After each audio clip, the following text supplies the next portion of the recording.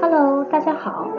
你会不会有时候希望自己的音频文件前边多那么几秒钟的空白，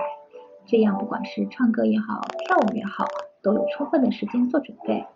现在有很多线上或者线下的软件都可以帮你做到这件事。但是如果你已经有了一台苹果电脑，上面有 iMovie 软件安装的话，你就可以很轻松的做到这件事情。今天我们就来展示一下是怎么做到的。首先，让我们打开 iMovie， 创建一个新的视频文件，然后把你想要修改的音频文件拖入谜题库中，然后再拖到下边，拖动时间轴到你需要加多的空白的那个时间的位置，比如说5秒钟，然后拖动下面的音频文件，让这个音频的开头和那条线对齐。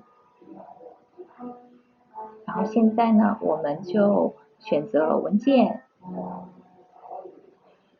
分享，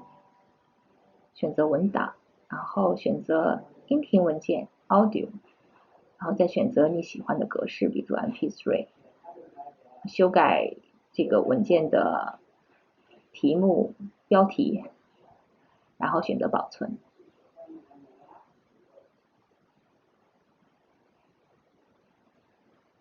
大概会花一点点的时间，这个新的文件就生成了。然后我们现在来看一下这个文件的长度，原始文件有3分03秒，新的文件呢，